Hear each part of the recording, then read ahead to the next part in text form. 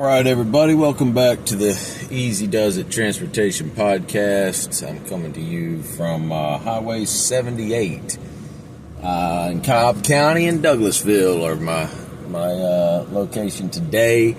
And I'm just west of Austell, and we're looking at US-78. So, again, we want to think about capacity, the width of the road, sidewalks, treatments, curbs and sidewalk finish treatments, and the turn lane, okay?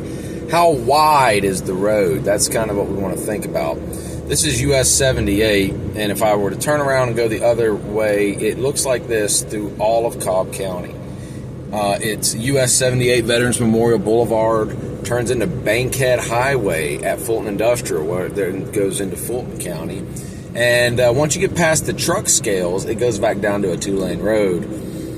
Cobb County is 4 lanes with a turn lane the whole way through. US-78 predates I-20. It was the primary road between Birmingham and Atlanta. And US-78 in Mableton veers off to the south. And Dr. Martin Luther King Jr. Boulevard picks up right there at 278. So it's a very significant road historically, and as a major corridor, Cobb County has widened it, upgraded it, improved it, paved it, built it, curbed it, sidewalked it, you name it. They've got all that done in Cobb County. But in Fulton County and in Douglas County, the counties that US-78 flows into and out of from Cobb County, it's not been upgraded. It's not been developed. For whatever reason, only within the county boundaries of Cobb County has it been a priority to upgrade this route. I need to look and find out if it's a county road or if it's a state road. I feel sure that it would be a state facility and it would be state responsibility. So, it really begs the question, how does a corridor only garner this type of improvement just within the county boundaries, and then the corridor becomes less significant, less impactful in the neighboring counties? So that's what I'm wanting to point out to you today. This is US-78 Veterans Memorial Boulevard through Douglas County. I'm going to make the case to you that this has historically been the east-west route, and it's not been updated. Now, I've noticed this and have known this for years, but now it's really relevant because Douglas County seeks to develop another east-west route on Bomar and Central Church Road, which are south of I-20, but they effectively perform the same function of channeling traffic east and west through the county.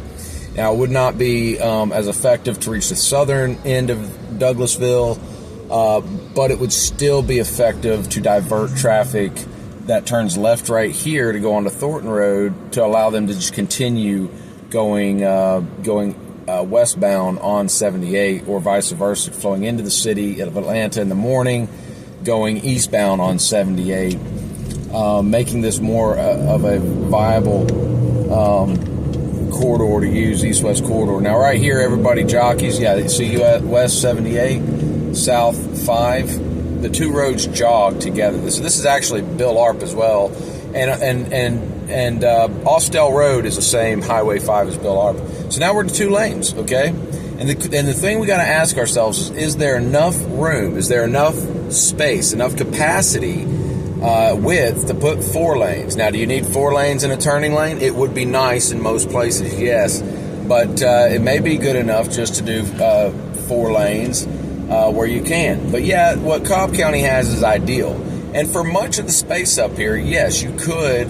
Look, you're going to take right-of-way. That's right. You're going to have to do that. That's part of building roads. But this major corridor we're taking right away from businesses to increase fluidity on the roads that the business generates traffic on. So, it's not like damaging personal residential equity whenever it's a business. The roads facilitate the business, and I don't think you'd have a lot of pushback. I've not seen anything so far to hinder that width, that broad 5-lane width. Now we're coming up with a railroad on the right. This is Norfolk Southern Railway. It's a very, very important piece of railroad. There's a lot of traffic.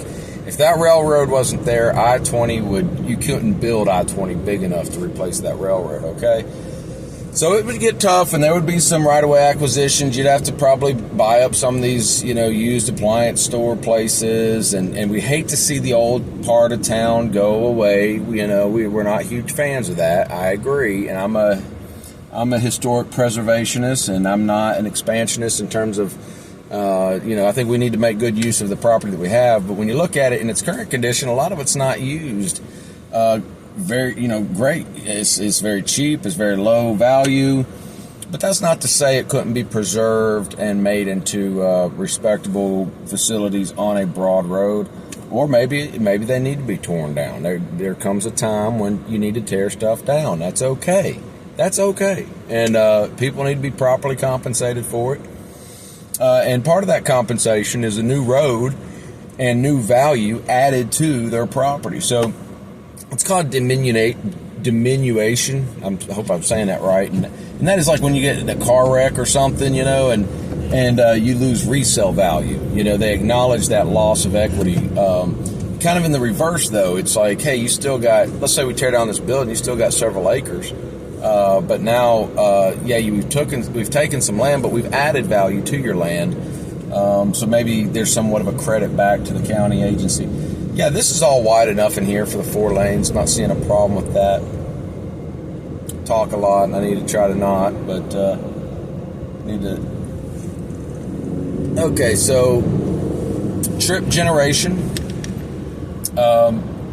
Something else I should have looked at is the AADT on this road. I have not. I think it's in the 24,000. I think, or maybe it's 19,000.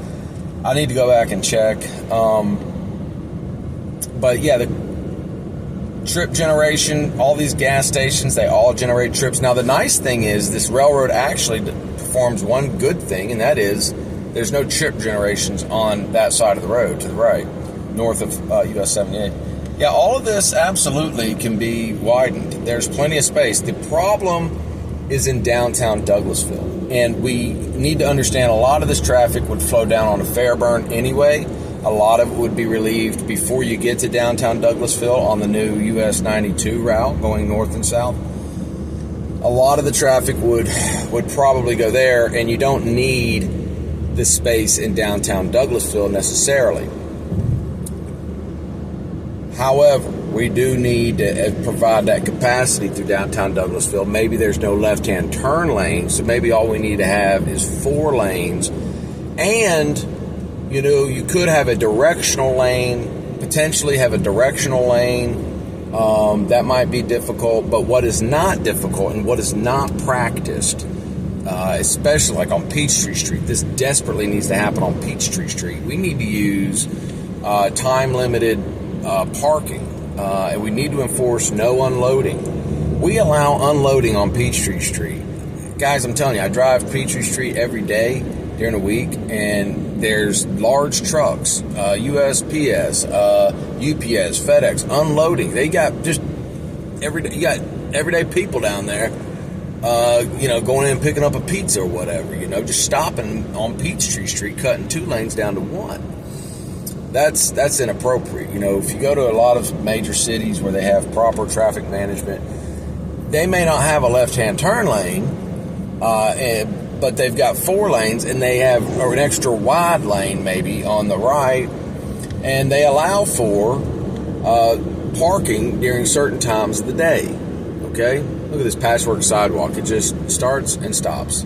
That's ridiculous. That's a waste of money. It's absurd. It's embarrassing. It's useless. Okay, I'm sorry. I don't mean to be negative, but that is just a habit that we have in Georgia, just to put little pieces of sidewalk here and there.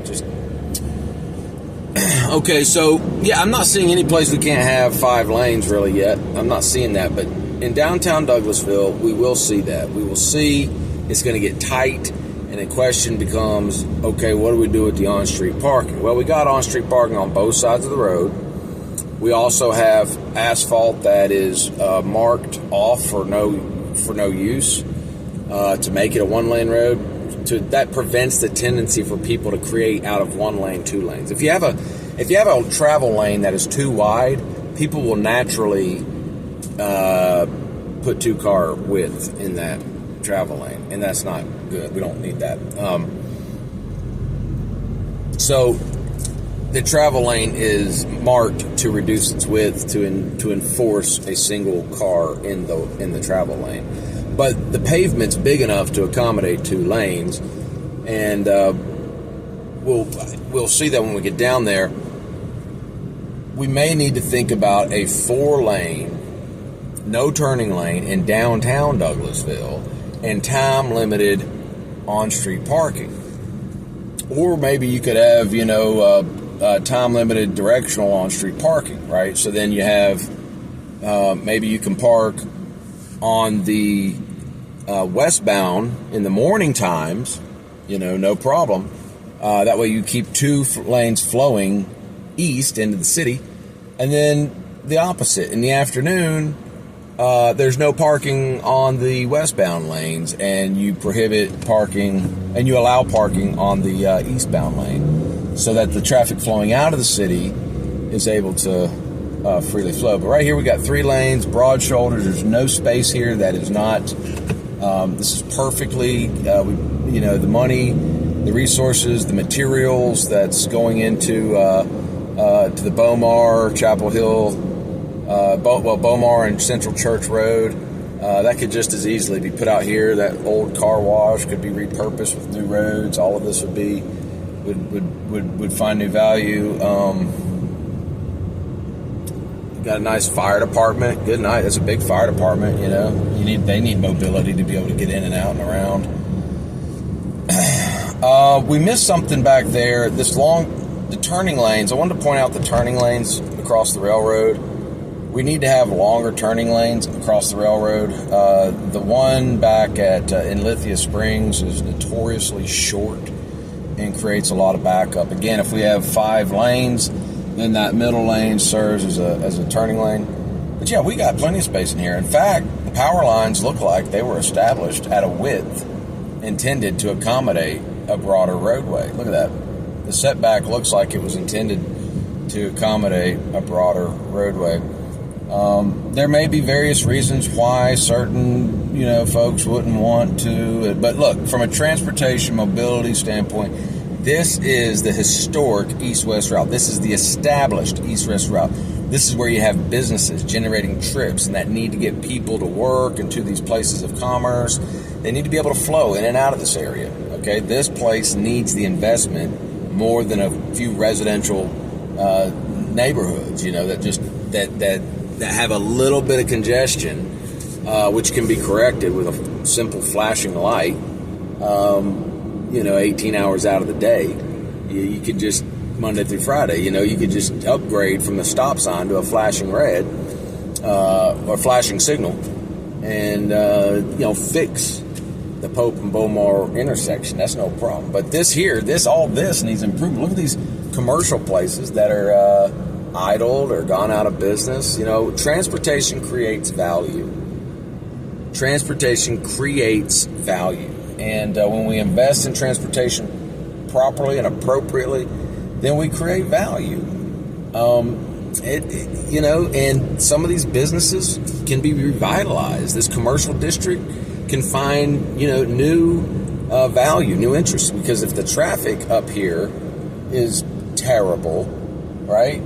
If the mobility getting through here is just hectic, then people aren't going to want to come up here and trade. Or if this is not, if we divert traffic away from this well-established road, then a lot of the business that's on this road is going to go away with the traffic. So it's land development and transportation systems work hand in hand. Okay, so here comes, now we just built this bridge, and this is a really weird piece of infrastructure, okay? But now we're 3 lanes over this bridge, all right? No, it's even wider over there, isn't it? Yeah, I'm not sure really what's going on with that. This is some weird infrastructure, to be honest with you. But this is a nice Jersey barrier to protect the railroad and to protect protect the highway. This is nice. Plenty of space. Still got lots of space. Okay, coming into town here. Now you got to remember, now a lot of your traffic. See, Fairburn just kind of thunk dead ends right here, right? Well, this would be maybe a great place for a roundabout, honestly, where you could create fluidity, mobility, and also create sort of that village center type of environment right here. This would probably be a good place for a roundabout. And actually, let's just turn left here. Let's pretend this is a roundabout. Let's pretend it's a roundabout. Let's pretend that we're using one-way streeting. We didn't talk about that. We talked about on-street parking and time-limited parking. But let's say that this was one-way streeting right here. And actually, we should have gone the other way, shouldn't we have? We would actually be headed eastbound on this street. So, you know what? I'm going to go back up here, get back on track. Forgive me for that. Let's think about that a little more. I just had that thought. Look at those beautiful homes. They should be very, very high-value homes. Okay, here we go. All right, back on track. Now, the question is, can we handle 4 lanes? So far, yes. Okay, we got 2 there. And yes, we could put 2 over there. Absolutely. It would take up the sidewalk and the trees and whatever. But yes, you could put 4 lanes in here. No problemo. Let's see. So, yep, no problems. Now, it gets to be a right-of-way acquisition issue, but it can be done. Okay, now here, right here, these buildings are worth protecting, okay? I will grant you that. Can you squeeze 4 lanes in there? Not if you do like what's been done at Austell. So here again, this is where I'm talking about. You might have directional traffic, you might do on-street parking, or you might do a 1-lane road, and we'll explore that. I'll turn around and go back the other way. So pretend for a moment that we actually only have westbound traffic on this road, and we actually increase the on-street parking through here to protect these few roads. But right here, you got 1, 2. You almost have space for 4. You might have 4 lanes back there. You might be able to do 4 lanes in front of that building. You'd have to push over into the railroad right-of-way a little bit. See, this is all just kind of wonky. And look at all this traffic. So there's clearly demand on this road, right? I mean, it's Sunday at 6:15. There's clearly demand on this road. So do we have 1, 2, 3? Yes, 4 lanes. We've got 4 lanes. We've got the space for 4 lanes. Wow, look at this traffic. What's going on? I don't know. Now, that's another, maybe there's a wreck on 20, right? Maybe 20 gets backed up. That's another use of this well-established route. The Emergency Management Center right here, of course. That's another use, is that it becomes a relief valve, right? If it's developed and it's mobile, then it's effective for relieving emergency shutdowns, that kind of thing. So I'm seeing 4 lanes. I'm not seeing any problems with 4 lanes here. I was going to continue down. We're not going to see any problems with 4 lanes down there. Actually, I think it might actually open up to 4 lanes down there. I'm going to turn left here because I don't want to have to turn around and come back through that traffic. So I'm going to turn on Rose Avenue, and we're going to go up, I think it is Spring Street, and take a look at the one-way option, as it were. So y'all excuse me, please. Thank you. All right. So the idea that this would have to be reconfigured to allow for a fluid, I guess Church Street, maybe not Spring Street, Church Street. Okay, so maybe this is 2 lanes going eastbound and the main drag going westbound. That's a very traditional method of increasing fluidity and capacity in the urban environment. When you get in a lot of cities, older cities, they utilize one-way streets a lot, and it just really increases capacity, fluidity. It's just a little bit different way of thinking than what we're accustomed to thinking. with our just the way that we drive our car. We can go anywhere and park anywhere. We can drive through McDonald's. We can do everything in our car. And so I want to be able to go anywhere, anytime. And the road builders don't mind that, because that means huge roads. I think someone said that like 35% of Atlanta is asphalt, just roads. And when you think about how much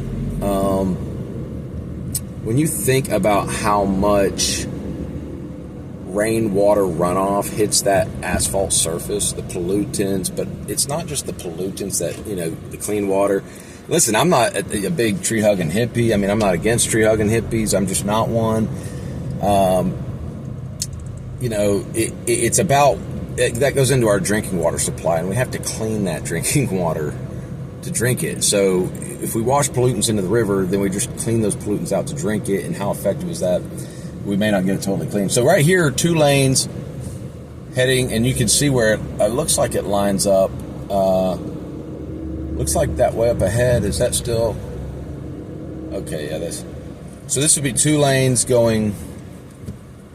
This would work. I think this would work. 2 lane, and that really just becomes a more effective use of the roadways.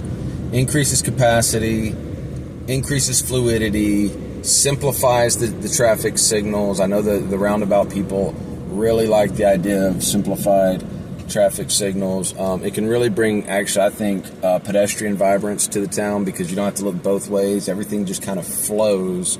The fluidity and mobility is just better of the urban area. So, one-way streets through here might be a real solution, because right here's the zone where it's the tightest on Veterans against the railroad tracks. And it would also give, I think, this frontage better value too when you get rid of the double yellow lines. Okay, so I would suggest that, maybe a roundabout at the end of Fairburn. Again, you eliminate that traffic signal, you one-way all these signals back here. I think you increase fluidity, mobility, and widening 78 is what makes sense to provide east-west mobility through Douglasville and the county, and continue to invest the transportation dollars, which add value, right? Because transportation creates value. Look, no left turn. We got a no left turn. What I'm suggesting is that this should actually feed into that roundabout. And so we'd probably have to acquire that gas station or something, and it would feed into the roundabout. Okay, folks, that's it.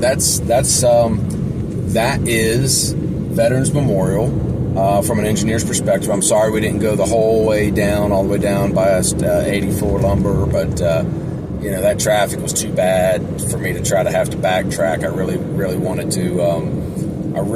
to get a look at the one-way option coming back Church Street, I guess it is. So, yeah, I think it's promising. Actually, I'm excited about that. That seems like a really cool project that really adds a lot of value to the old town, to Douglasville's old town. So, hey, look, guys, I appreciate you watching this.